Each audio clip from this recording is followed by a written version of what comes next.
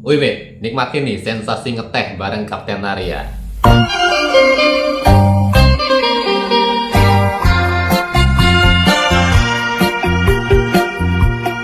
Nah, men, siapa di sini yang di keluarganya masih mempertahankan budaya ngeteh sore atau yang doyan minum teh deh?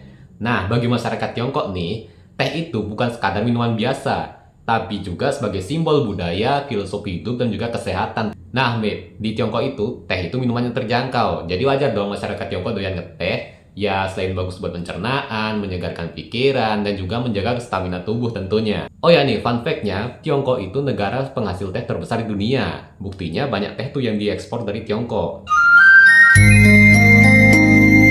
Nah, ngomongin soal teh nih, sejarah perjalanan panjang teh di Tiongkok itu gak lepas dari peran seorang kaisar bernama Shennong yang dikenal sebagai bapak pengobatan tradisional Tiongkok tuh.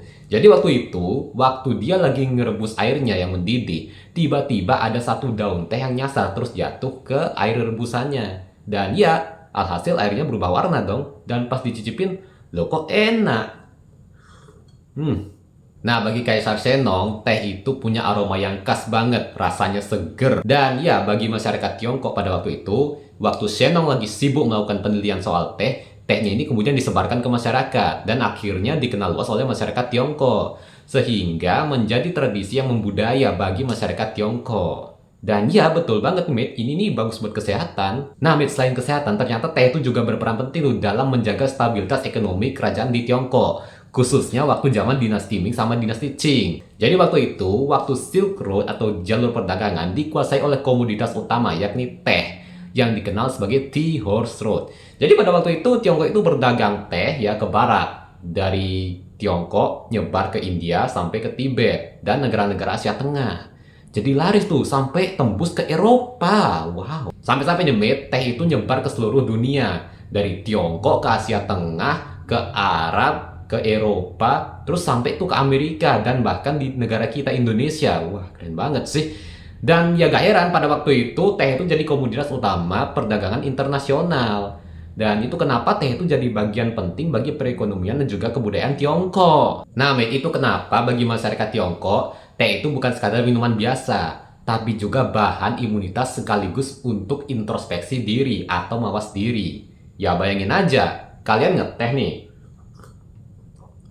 sambil kalian evaluasi diri, merenung setelah berjibaku selama kerjaan selama 1 hari. Bayangin tuh, berapa banyak pikiran yang langsung fresh. Jadi dulu di Tiongkok, praktik meminum teh itu dimulai dari kuil, yang mana itu dijadikan sebagai alat untuk meditasi dan pengenalan diri bagi para biksu. Nah, seiring perkembangan zaman, budaya minum teh ini kemudian dipengaruhi oleh 3 agama utama di Tiongkok, yakni Konghucu, Taoisme, dan juga Buddhisme. Dan ya, bagi 3 agama itu, teh ini adalah simbol ketenangan dan juga keseimbangan jiwa lahir batin. Nah, karena masyarakat Tiongkok doyan minum teh, mereka punya konsep hidup namanya Cao Dao, yang artinya jalan teh. Salah satu ajarannya adalah Jing, yang artinya ketenangan. Itu tuh dimulai waktu kalian mulai nyeduh tehnya, terus seruput tehnya pelan-pelan. Jadi waktu itu dimaknai sebagai refleksi diri dan juga renungan batin untuk meningkatkan spiritual hidup kita. Nah, dalam kebudayaan Tiongkok nih, masyarakat Tiongkok itu mengenal berbagai jenis teh sesuai dengan ciri khasnya masing-masing. Nah, yang pertama ada Lucha alias teh hijau. Loh, bukannya matcha ya? Oke, buat yang belum tahu, Lucha itu adalah teh hijau dari Tiongkok. Kalau matcha itu teh hijau dari Jepang. Nah, persamaannya kedua teh ini tuh punya cita rasa yang segar dan juga aroma yang khas. Katanya sih kayak kacang hijau. Cocok banget nih untuk meningkatkan metabolisme tubuh dan juga menjaga kesehatan jantung. Karena dipercaya ya, ini teh mengandung antioksidan. Dan ya, proses pembuatannya itu daun tehnya cukup dikukus lalu dipanaskan supaya punya cita rasa yang khas dan juga aroma yang khas. Yang kedua, Hongcha alias teh merah. Jadi ya mirip kayak yang aku minum ini nih, warnanya merah tuh, tapi gak pekat banget. Nah, di Tiongkok, Jepang, dan juga Korea ini dikenal sebagai teh merah alias Hongcha. Tapi di negara barat dikenal sebagai teh hitam. Kenapa? Ya karena waktu diseduh bikin airnya jadi keruh warna hitam.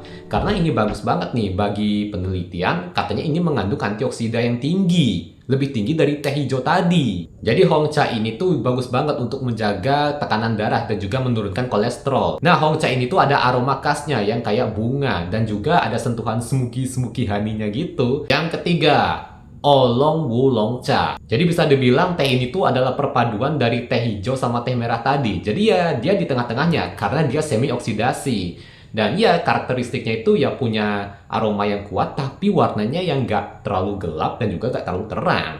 Nah, mate, sama kayak teh tadi, Oolong Wulong Cha ini punya aroma bunga yang khas termasuk cita rasa yang kuat dan juga segar. Dan ya, teh satu ini bagus banget untuk meningkatkan metabolisme tubuh dan juga melancarkan pencernaan. Oke, mate, itu dia pembahasanku tentang sejarah dan juga ragam khas teh di Tiongkok yang menjadi minuman favoritnya orang Indonesia juga. BTW, komen dong, teh favorit kalian yang mana nih? Lucha, Hongcha, atau Oolong Wulong Cha? Kalau aku sih favoritnya teh lokal ya. Ya serius, aku sukanya teh Sariwangi, mate. Serius. Kalau kalian sukanya yang mana? Put your comments below. And see you next time with Saint Arya. But kita seruput dulu tehnya ya. Oke, bye-bye.